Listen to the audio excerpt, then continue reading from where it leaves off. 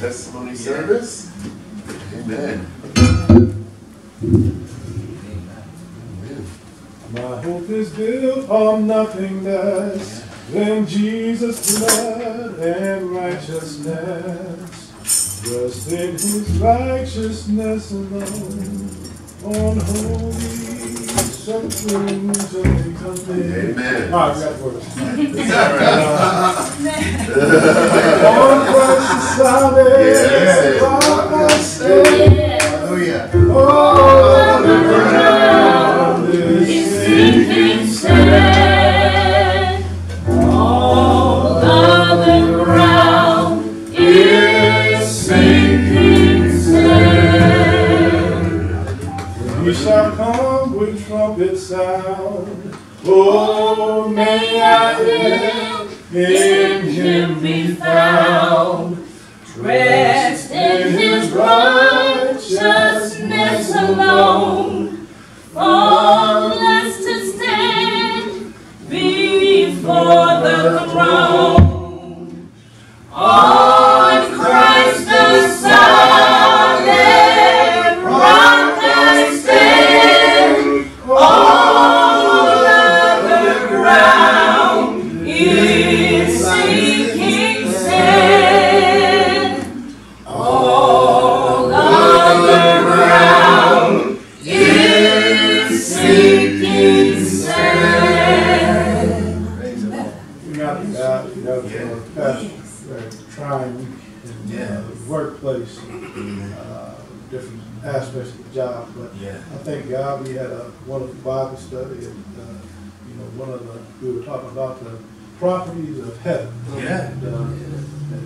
So we were talking about the 12 gates to the city. We were talking about the physical aspects of heaven. We were talking about some of the spiritual related aspects. And we were talking about how God will light the place by day and by night. It won't be a sun, it won't be moon, it'll just be God and his holy presence. And I remember we were in that lesson. I was looking for the scripture how Moses came down from the mountain, and they had to put a veil over his face because the righteousness of God was shining on him. Yes, he came before the people and was blinded with God's thing. We were talking about the eclipse. My wife and I, a few minutes this morning, we were talking about that, and people looked at the sun, and then of course they went to the doctor. Try to look at the sun.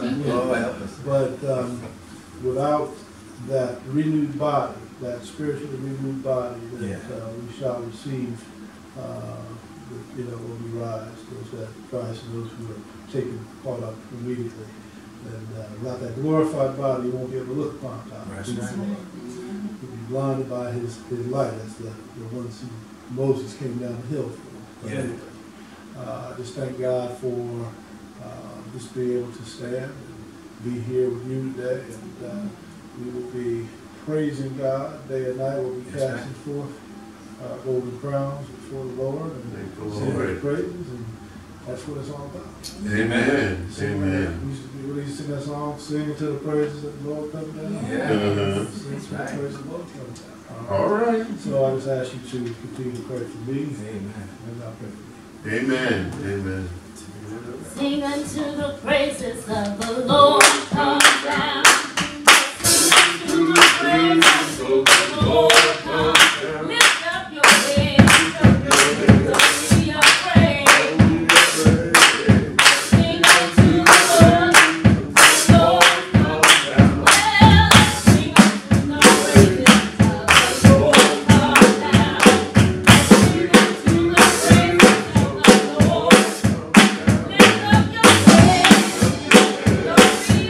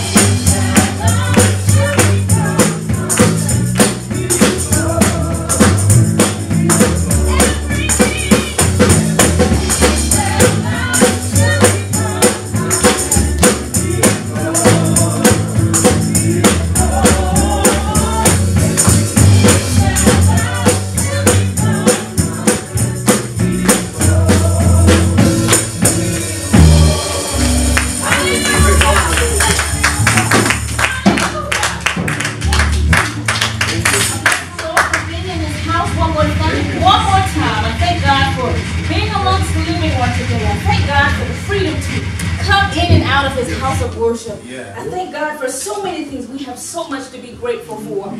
As I looked at all of the things that's going on in the world today, I said, Lord, I can only thank you. Amen. Thank you, God. Yeah. You know that signs, the scripture says that signs and wonders are going to follow them. And we are seeing signs and wonders. And whether you choose to believe it or not, God is coming back. We had a Sunday school lesson down in Suffolk last week, and we were talking about the rainbow and the symbols and the covenants and stuff. And I was telling the class, we went from 1 to 11 very quickly. And the ages range from 16 to 14, so I had to change my lesson quite a bit because I'm used to teaching primary. I was like, whoa! But the Lord gave me what to do just at that moment. You know, I went to, we were talking about fires and we were talking about evacuation plans and stuff. And I told them, I said, close your eyes. I said, you're in a fire. I said, open the door. There's a fire outside of your door. What do you do? And they began to think, and nobody had an answer. I said, you better have a plan. Think about it. There's a fire outside of your door. What are you going to do? And they began to tell me what they were going to do and stuff. And I said, all right. I said, I'm glad you have a plan. I said, guess what?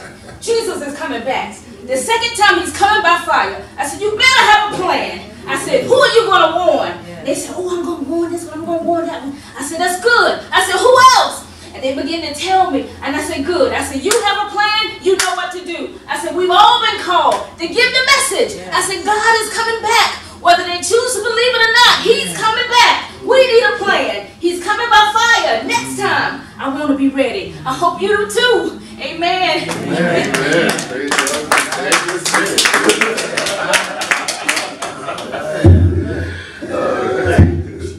Do Lord, oh do Lord, oh do it.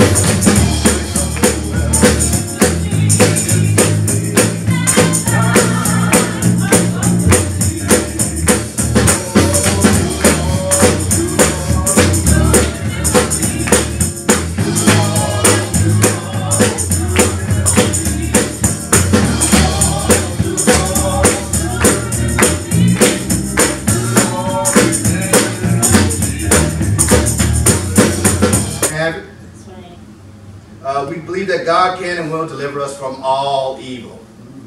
Sometimes we pick our pet demons and our pet habits, but God can and will deliver you from all evil. We believe that Jesus is coming back, and we talked about heaven the other night. We also believe that there is the truth, and everything else is false. Some people say, oh no, it's a lot of truths. Yeah, we don't deny what you believe, but there's more truths than what you guys believe. No, we believe in the truth, and you will know the truth, and the truth will make you free, right? Everything else is false, and we're known by our fruit, we learned. What we produce. This is what we're known by, right? The Bible says even a child is known by his ways, whether it's good or bad. And don't ask my sister, she'll tell you what they said about me. And there is, today we're going to add, there is power in what we speak. Now, some of you had already got a bachelor's degree. I said, that's Doug, Pastor. We already took organizational behavior. We took basic psychology. We took mentoring and counseling. We took all these things. Okay, well, you already know better. But I'm going to give it to you from the Word today. There is definitely power in what we speak. So during the sermon last week, I was trying to get into the sermon, but I was inspired by a thought. That's why I gave a preview last week. I said, oh, I felt like talking about this last week. I said, no, it's going to be the topic for this week, as I carried the sermon that I had. So I was inspired at that moment, on the spot inspiration to say that I would be speaking on death and life, or in the power of the tongue. You were here. Take tape back. I said, oh, next week we're going to do that. And the Lord did come through with a word today for us. It was an amazing moment. I mean, as I stood here, it felt like electric. You probably said, well, he always acts like he's on electric because he drinks coffee during Sunday school. True. But it was extra electric from on high. I felt that God was reminding us of a weapon that we sometimes properly use, but many times, sometimes, oftentimes, improperly use it, right? Because we like to defeat ourselves with the words that come out of our mouths. The power of words and their creative and productive properties. See, we don't realize it about words, that they actually have creative properties. You didn't know that, did you? I mean, the things you speak are the things you end up doing, pursuing. You can go back to our Maker, who out of his own mouth created everything. They say that God got his hammer out, went to Lowe's and started building. He said he spoke. And then when he got done speaking, he said, oh, this is shoddy work I did. Oh, this is haphazard work I did. This is mediocre stuff. No, he said it's good. And these are the types of powers I want us to lay hold of today. Using our words for creative and productive powers. Now, the same words or the same mouth, the same attitudes and the same heart that we have can produce destructive properties, destructive things, right? Not only is it death and life and the power of the tongue, but we could say some things to people and really wreck them. It's just an important fact to remember. So, as I mentioned before, only 2 verses for our theme this morning, but these 2 verses can change your life forever. And that's what I'm hoping to do, that whatever needs to be fixed. I'm not here to fix you, to let the Lord fix you, but if there's a word that changes your thoughts forever, then I want that word to hit you today. Now looking at verse 20, it lets us know that there are outcomes and levels of satisfaction with life based on the words we choose, what we say. That's pretty much what the scripture is saying, that what you eat, what you're filled with, how you're fulfilled has a lot to do with what you say. Isn't that something? Many times we blame it on everybody else. That's why I got to think, and I'm not promoting Cat Williams today, but one time they were talking about, the lady talking about, they took my self-esteem. He said, woman, that's self-esteem. You supposed to. So don't tell on me, it's already on tape. But that was a powerful point. I mean, he wasn't preaching at the moment, but to me, it sounded like preaching. They took my self-esteem like, oh, that's yours. It's what you say about yourself. That's what you believe about yourself. That determines really how far you can go. I mean, people can speak over you all day, prophesy, oh, I'll prophesy over you in the name of Jesus, and God said, and then you turn around, well, maybe. Anybody ever watch Saturday Night Live, Debbie Downer? Yeah, I remember that. I mean, we do that to ourselves. The things we say, no matter how nice people talk to you, talk about you, but you can say stuff about you that make you nothing or defeated. So, we're talking about outcomes. So what we say, what we think about ourselves, what we allow ourselves to express, really determines our outcomes. You can set up the life that you live based on what you say. And just like I was talking in Sunday school this morning, I told them how I used to walk all over town. Sometimes I was kind of a weird child at times, but I would love to walk all over town and walk over to the good neighborhoods where I didn't live. I mean, I did. I walk over there and I'm going to get me a house like that. I would tell myself over and over again, I would get me a house. So if you drove by my house, you know I've been working on that for 40 years. Don't just think I just up and say, I want to buy this house. But I've been talking about this for years. I'm going to move out the ghetto. I'm going to live somewhere nice. And ever since I can live somewhere nice, I've been living somewhere nice. We used to walk around all the car lots all the time, picking them all out every year. I was like, I want to. From the 80s till, I still do that today, but right now I'm happy with my truck. I love my truck because all my preacher friends, they drive sedans and Mercedes, but they always got to call me, Pastor Bennett, we need you, brother. Do you want me to preach? No, we need your truck, man. So, I'm cool with it. They don't need me to preach. They want my truck though. Man, we need your truck, man. Come on down here. But how we express the attitudes that are motivating us, and this is what we're talking about today, the things that are motivating us are the things we speak. The things we speak are the things we ultimately fulfill in our lifetimes. Now, verse 21 lets us know that words are not just empty expressions. Did you know that? Yes. They're not just empty expressions. And sometimes we say, oh, I didn't mean that. Not true. You meant it. That was the moment you were in, right? If I called you a so-and-so, I felt like you was a so-and-so at that moment. Now, I might regret thinking that you was a so-and-so, but at the moment, you was a so-and-so. And it's hard. As a matter of fact, as I look at my beautiful wife, it's hard. That's a hard moment when you got to come back and say, you know what? I was in the moment, and it ain't easy as a preacher either. It's like, oh God, now I got to go to church with her too. Oh, Jesus. But what you say in the moment is really who you are and what you're feeling in that moment. And that's a hard thing to deal with, but we're going to deal with that in a little bit as we continue to go through the scripture here. Not empty expressions. Words come out of your mouth. That's why when people say things, you really need to start believing, because what's coming out of their mouth is really what's in their heart. That's right. And you can hang around people long enough and it'll slip out. Ooh, is that the way you feel? Oh, my. I mean, people get a little comfortable. I don't know if you pray that we don't be all going to happy hour and things, but you get around people and they get in their little comfort zone with what they really feel. I'll give you a real example. My wife and I were invited to a Congress member's house. Member of Congress. And we were like, ooh, member of Congress. And they were all in there and everybody was talking down at us, condescending language, I was like, I'm just a regular old cat. I'm just a regular old dude. I'm just happy to be around this congressman's beautiful house. And as the night went on, they started drinking. And these were Alabama Congress folks. He's not in Congress anymore. But as the night went on, they continued to drink. They went from, we're the member of Congress. Then they were hollering. They were like, my dog died. That's the way they were talking. All that Alabama was coming out.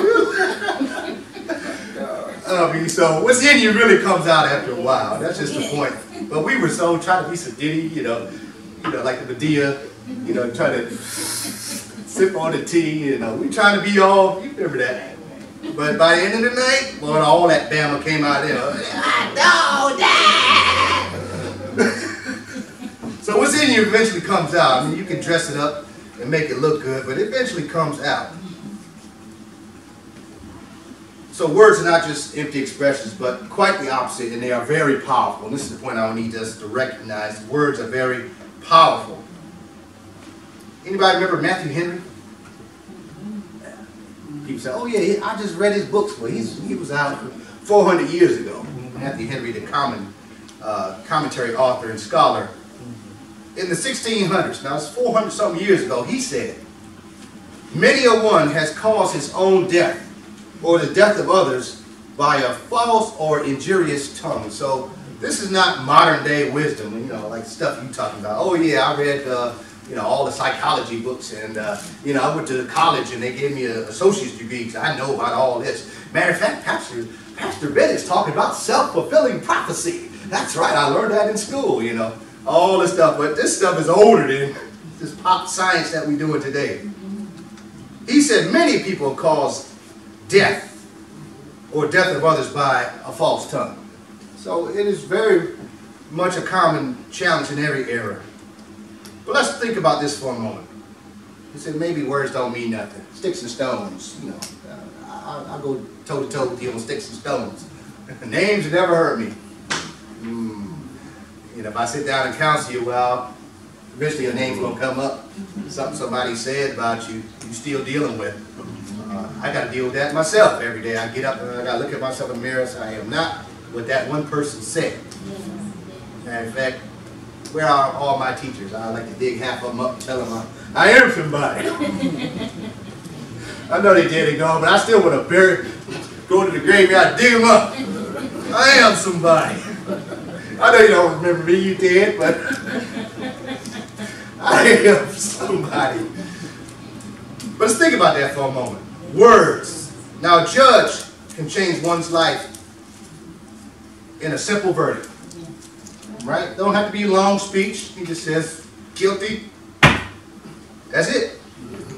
Teachers change others by the things they teach, right? Yes. And the Bible says we're in a time now where people have itching ears. They want teachers to teach what they want to hear.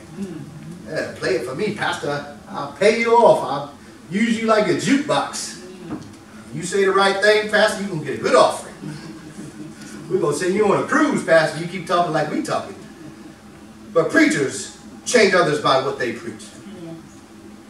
And some, matter of fact, I forgot to talk about parents. And parents can set your child's life in the right or the wrong direction based on what you say to your children.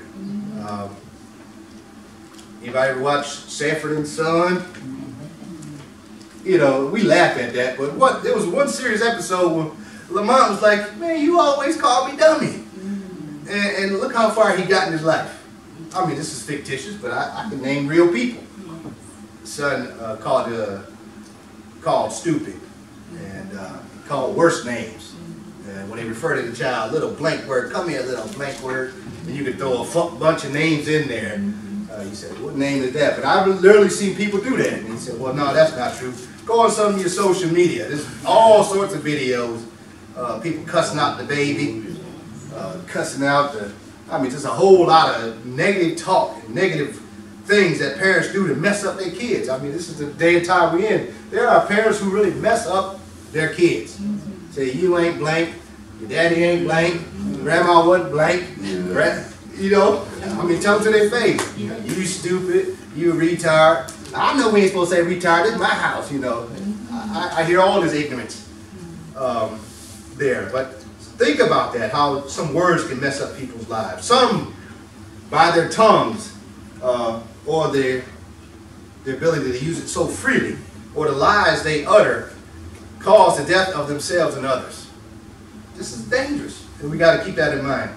And then there are some situations where people are wounded and killed because someone kept silent and refused to speak up. So just like life and death are in the power of the tongue, we think it's only talking, talking, talking. But sometimes you can be quiet at the wrong time and see someone's demise.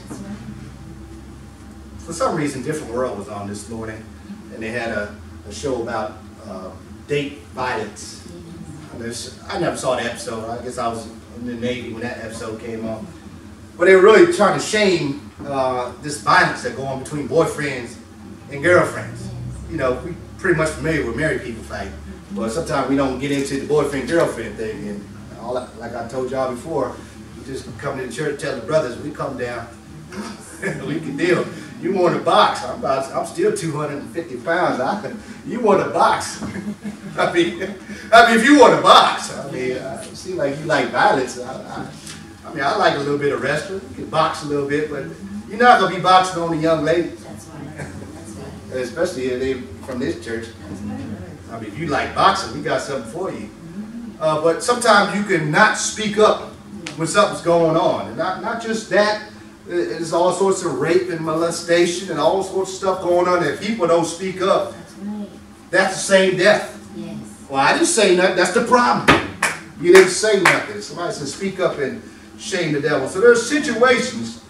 So I want you to think about, it's not just what you say, sometimes what you don't say. Amen. Like Jesus said in one place, Satan is Lord, rebuke you. Sometimes we say that. We just say, oh, the devil's after me, but you don't stop saying what? The Lord rebuke you. Yes. Some things you just need to get up and say. By your words you should be justified, and by the words that you speak you should be condemned. And the Bible lets us know. So we're being judged by what we say. We must give account for every word and deed that is given in this body. Every word, every deed. Lord, please, Lord, don't remind me of that. But yeah, every word and every deed. Lord, I wish I didn't do that. Every word and every deed. Lord, I wish I didn't say that. But I meant it for the moment. Oh, it felt good when I said it. When it just rolled out my tongue, I was like, oh yeah. My conscience told me 5 minutes ago, shut up. Oh, I'm in it now. And maybe you didn't hear me.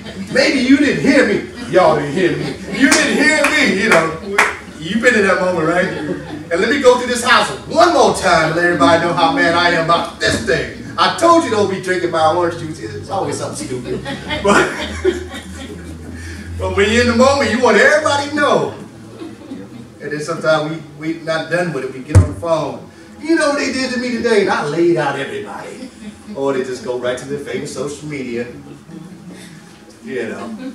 Just like I told you, someone called me the other week. Said, hey Tom, you know you've been on social media. You know what's going on in my house. Yes, I do. What you do this time? But something to think about. The tongue is an instrument. And just like we were playing the instruments today, we could have just went ahead and switched up, right? We were playing gospel music. We could have switched up and put a little trap version to it, you know. Got a little wild, put some gold. It's an instrument. It takes what we put into it and produces a sound. But it's for the glory and honor of God. But our tongues, these are instruments of either good or evil. And Jesus warned us about that, though, about the wide path that leads to destruction. Just because everyone else is talking that way, doing that way, doesn't mean it's right. You know, I'm talking like everybody else. That's how everybody talk. There's a way that is pleasing to God. There's a way that is right. And by the using of the tongue comes either the fruit of good or the fruit of evil. So there's a produce, just like you know, in the garden, stuff finally coming out the garden. That's what I produce. Guess what? Put some cucumber seeds down. Yeah. I didn't bother them. I just let them two. But guess what I got? Cucumbers. I mean, that's what you put out there. That's what you get. And if you're just putting out a bunch of mess out there, it's going to come back to haunt you. The tongue deals forth life or death. Because speech, and this is an amazing thing for all you psychologists out there, speech is really the picture of your mind. So I can't read your mind, but all I can just do is just keep on listening. It looks just like a TV screen to me. Because what you speak is really a picture of what's going on in your mind. And people say, man, your mind is gone. That is true. Some people's mind are gone, believe me. I stand out here quite a bit. I got a cast of characters. I have a church in the church, and I got a church outside the church. Most of y'all haven't met my outside church. But I got one out there too, and believe me, there's a lot going on in the hearts and minds of people. So what we do speak is ultimately what's in our mind. That's why when people really want to get to know what's going on, they say, let's go out to dinner. Let's go grab some coffee, because after a while, you're going to get in the moment, right? And your conscience saying, it's time to leave. Don't stay with this person. They're going to exploit you, get all the goods out of you, and not invite you back. But what we say is a true picture of our mind. And this is important to remember. So if you're complaining, if you're being negative about things, then that's a big picture of what's really going on in your mind. And that's why we got to be careful. It's good to be thought a fool than to open up your mouth and remove all doubts. You ever heard that expression? Yeah. Yeah, I ruined my reputation a couple times that way. I said, oh, I should have said that to these people. I should have just did like my daughter, could just give them that blank stare. I think you all seen that before. Give that blank stare like, whoo, my self-esteem is a little, I feel a little vulnerable right now. I should have been like that. But every once in a while I open up my mouth and, oh, I should have said that. But here's the things too. The words or the things we speak are often things in our hearts and minds, and that's true. That's what the word says to us. The words of the reckless. You ever hear somebody reckless? The words of the reckless, the Proverbs said, pierce like swords, but the tongue of the wise bring healing. And this is what we're trying to talk about, how to use your tongue for the right thing. You can bring healing to people. Just like Brother Hunter said, we may not know what to tell the victims. Victims of what? Victims of anything. But what we say can actually bring healing. So it's not always about being able to reach in your pocket and say, here's your month's rent. Here's this, here's that. Sometimes the one thing we can say can turn someone's life around for the better. And in Proverbs 28 lets us know a lying tongue hates those it hurts, and a flattering mouth works ruins. So sometimes, that's why I don't like flattery. Sometimes people want to flatter you. Oh, you looking good today. How are you today? Like, okay, what's the angle? Why today? This is about the 7th time I wore this. You know, at work, we don't have an exhaustive wardrobe, right? If you work with people long enough, you've seen every combination of what they wear. But every once in a while, they're like, oh, look what you got on today. Oh, isn't that nice? I'm like, you know, I wear this every Thursday. I mean, I got clothes that I don't do it on purpose, but sometimes they just appear on the same day of the week. But sometimes people want to flatter you. Now you're going to be real conscious. No, I know you're going to get up tomorrow. No, I would not wear that. That's my what I wear on Sunday is my Monday outfit. Oops. I let the cat out of the bag, right? But I do want to talk about this really quickly, this idea of killer phrases. And this is something that does appear in psychology, but it does have scriptural value too. And we are often guilty of using killer phrases, words that predict negative outcomes. So I just want to share with you what you already know, but remind you that the word no can be damaging, right? If God says yes and you saying no, if God says yes and we saying the other word that's equal to no is maybe, right? Is that true? When we say maybe, what are we really saying? Think about it. Next time somebody says maybe, I might, I'll think about it. That's all no's. Just think about that. But the other word that's really, and this is near and dear to my heart, the word I can't, I cannot. These are killer phrases. I see it happen all the time. People have just as much anointing, just as much word, just as much experience in Christ and God speaking to them and dealing with them. But the thing that stops them over and over is to say, I can't. Have you ever known anybody like that? I can't. Like episode of Good Times, you know, they just still, you know, they can never get out of, I mean, they didn't even try to switch apartments. Just can't leave. You ever deal with people like that? I can't. Why not? Who's stopping you? Nobody stopped me. I just can't do it. I can't. You got to get that out of there. I mean, some things you can't do because God said you can't do. And we just understand that. But there's some things that God's not even telling you can't do. Matter of fact, He said, go, be fruitful, multiply, occupy, be productive. And we sit down saying, I can't. Nothing beats a fail except a try, as they say. A lot of things I didn't think I could do. And even today, I'm sitting back saying, whoa, I didn't think I could do it. But one day I got in my mind and said, I'm going to try. So it's replace can't with try. And if you need some help, we here. Everybody's here to encourage one another. But I can't. We got to take that out of there. I can do all things through Christ who gives me strength. It might have been true that I couldn't, but through Christ I can do all things.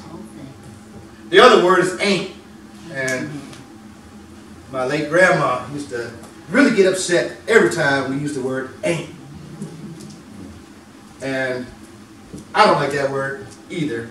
I mean, I liked it growing up because it just really made my grandmother irritated. But ain't, we got to get that out of our, ain't gonna happen. You know, we like to use that word. I ain't doing it. Ain't nobody gonna, you know, just take that out. That's just bad altogether. The other idea, it won't work. Don't we say that? It won't work. Well, why? Because no one else ever did it before. It won't work.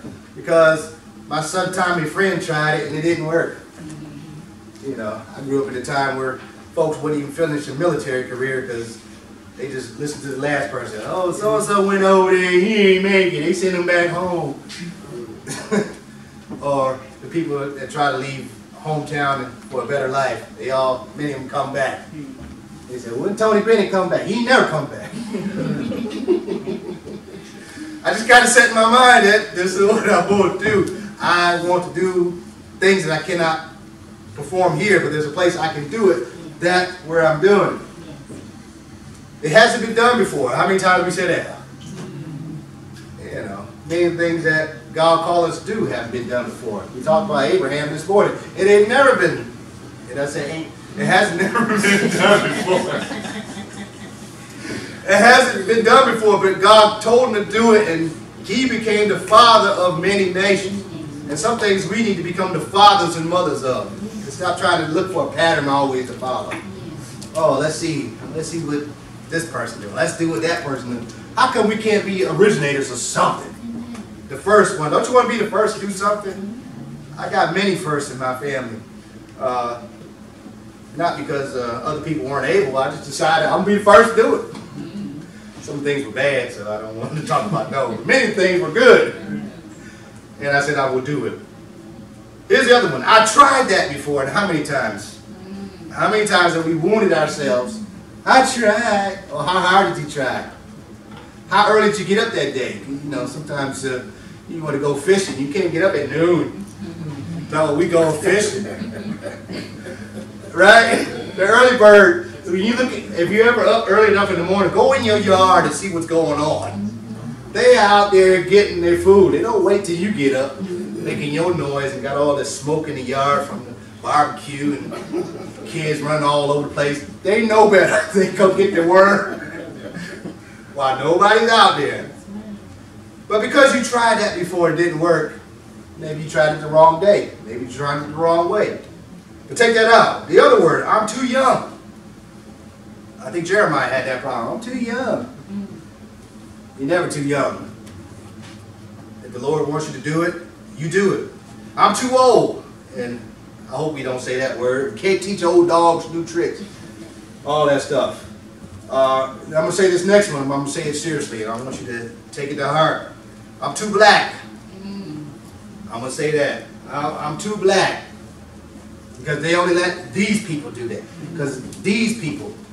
Right now it's the Indian folk, the Muslim folk, the Asian folk. They not letting us, right? Because I'm too black. Have you ever heard that? Have you ever said that to yourself? You need to take that out there. Doesn't matter. As a matter of fact, I've been inspired by these other people. Matter of fact, our people from El Salvador, or the people out here working. While I thought I was doing them a favor, I was really just enabling them to do what they've been wanting to do. They've expanded their business to 2 corners. And they give me what they give me without any questions. Matter of fact, next Sunday, they're going to be either texting me, calling me, or running into me. We have the money. We have the check. We have the check. We have the check for you. Please, come get the check. They are doing it. That's why I'm friends with them. He said, man, he got some new friends. Yes, I do. Anybody trying to do something, be something, they my friend. And you got to get into that mindset. You're not too black to do anything. you're not. Now, the other thing you might be true right now, I'm weak, but you need to stop being weak. Let the weak say, I am what's strong. Yeah, we're weak at times, but remember, that will kill you. I'm too weak to do it. No, when I'm weak, he will make me strong. Be strong in the Lord and the power of his might. Or be strong in the Lord and the power of his strength. I'm sick. And I know there's some challenges around that word, I'm sick. I'm not trying to upset the medical professionals in our room. But there's something called a spirit of infirmity. And this is the part I'm trying to get at. Now, yes, there are times we actually do get sick, but we need to acknowledge them as challenges, but at the same time, claim the healing that the scriptures offer us, right? There's some things, yes, maybe more chronic in nature, maybe more complex, maybe some things we may have to deal with long term, but what I'm preaching against right now is the spirit of infirmity. Because there was a person in the Bible who had a spirit of infirmity. They didn't know what that is. And sometimes, you know, you might go to the doctor, and sometimes there's some pretty savvy doctors out there say, you know, your sickness is not really here. It's more like right here. I mean, if you have a really good, honest doctor, like the one, I thank God for my honest doctor who told me all my problems are right here. And he just took his finger and stubbed it right in here. Ooh, I hate it. I hate that man. Ooh, you know, you sitting there, because you got nothing to hold all that back when you sit on the table. When you sit on the table, it just looks worse. He just stuck his finger and said, that's your problem right there. I'm like, wow. Today I love that man. If I see him, I would hug him and kiss him. That man saved my life. Saved my life. I went there on my birthday. My wife said, you gonna have cake tonight? No. That's the one year I didn't have no cake. I don't want no cake. I don't want no ice cream. I don't want no birthday. I mean, but I thank God that man saved my life. He stuck his finger right in there, and I thank God for that. And all that was due to something else that was going on up here. I'm not naturally that way. I mean, I have some tendencies, yes. You can look at my family tree. I have some tendencies, but I had a lot more control. I mean, this is like 12 years ago. I'm in the prime of my life. I should not have been going the way I was going. So you got to acknowledge there's a thing called the spirit of infirmity. And this is the thing I'm attacking. I mean, if you're sick, you're sick. But if you're sick, the Bible says call for what? The elders of the church. He says there's only one elder. Well, I know another one. A guy named Evans. He bring him up in here too. But we got to remember this. Yeah, I'm sick. Acknowledge the challenges. Deal with them in the right way. But also claim the healing. The other thing, I'm going to tell you this, I got to pray on it. I don't know how many times I heard this in church. The killer phrase, I got to pray on it. Oh, yeah. Like, you didn't pray when you ran down to, you know, you want to talk about the people that don't pray on it. Yeah, when you went down to, what was that, Eastern Motors, when your job's your credit. You know, they don't be praying on it then, right? And when the housing boom was really going before 2000, 2005, 2006, these people, and I'm telling you, I'm not making light of anybody's struggle, but these people really was barely working and was buying them mansions right down the street. Them houses, you get them for a third of what they were going for back then. But even the house across the street just sold. I tried to buy that house. I said, we're going to move in there. So we right next to the church. That house at the time was going for almost $600,000. Right across the street. I said, thank God, thank you. There was another house around the corner. We were scratching trying to buy it. We had no money. It's only $500, honey. Ooh, ooh. They're not going to prove us that high. You know, we said, well, we can get the 80 and the 20. Get 2 mortgages. We were trying to do everything, leverage our lives, and get to. We wasn't praying on it, but thank God it fell through, right? So when people say I'm praying on it, usually it means they're trying to avoid doing something. Yes. And you got to be careful. I'm praying on it. I got to pray on it. Oh, God. Here you go. Never mind. But these killer phrases can mess us up. And I'm making fun of some things and laughing a little bit, but I'm very serious that there are some things that we kill our own selves, because the only thing that can stop you is what? You. And I watch that just about every football season. These coaches start getting in these people's ears, some of these celebrity players. Only person to stop you is you. And sure enough, if you don't, this is like week 1. But wait a few more weeks, you start opening your newspaper. Like, what's his name? Blew his hand up, playing with the fireworks. Nobody messed him up with himself, right? He decided he was going to have a side piece and a wife and a girlfriend all at the same time. Who messed that up? I know. I got somebody's attention back there. I ain't got to have a side piece, a wife, and a girlfriend. They tried it every way now. And if you want to get really into it, some of these dudes got a wife, a girlfriend, a side piece, and a boyfriend. Watch out. This is the world we live in today. But we got to get all this stuff out of our vocabulary. But take advantage of the power of words. So really my main point, I want to run that into the ground because I want you to get all that out your vocabulary. I don't want to hear nothing about, I can't do it. Especially if you've never tried it. But take advantage of the power of words. So we need to replace these negative things, negative words with positive. Not only positive like, people say, oh yeah, he's going to blow smoke. He's going to tell me to be all positive. Not just positive for the sake of positive, but faith-filled expressions that agree with the will of God for your life. So I'm not going to just sit up there and somebody say, oh, he's going to make light of that pastor he used to. No, I'm not. I mean, he makes a whole lot of the people at work better to deal with. I'm talking about Pastor Joe Osteen. Yes. May not agree with him, but he's making a lot of my co-workers and supervisors a lot easier to deal with. They said, I watched Pastor Joe Osteen and I just feel good this morning. I'm like, thank God for Pastor Joe Osteen. I am not going to make light of this man. He's doing more than most of these holiness preachers. Right. That's right. These people with these bad attitudes, sinful people, I just feel great this morning. Thank God for that.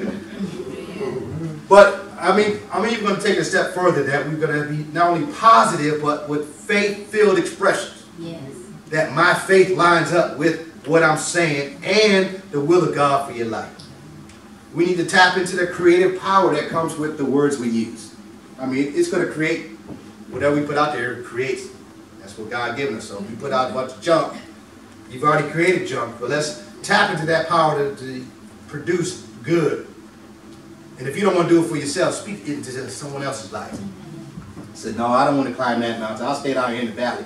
But God bless you as you go. Godspeed. The power of God be with you. If you don't want to go, don't drag everybody else down. Romans 4:17. I never took a text on that, but it says that call Abraham and others, call those things which be not as though they were. I kind of just left it alone since everybody else was dealing with it the last 20 years in D.C. If you haven't heard that scripture in the D.C. area the last 20 years, you just haven't been alive. People have been talking about, calling those things. And you can start doing that. You ought to be doing that. But not for the purpose of just calling out things. I mean, it's got to have some context to it, right?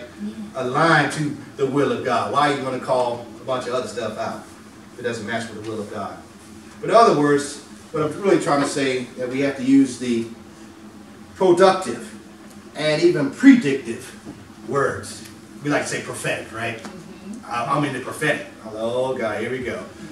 Sometimes I go through the supermarkets and get into prophetic. My wife's like, oh no. Sometimes I just make jokes. I go in there and talk, I'm going to walk these aisles. I'm just trying to entertain myself. I don't like supermarkets. I don't like malls. I've got to find something to entertain myself. But we have to use these productive powers. Our words produce things.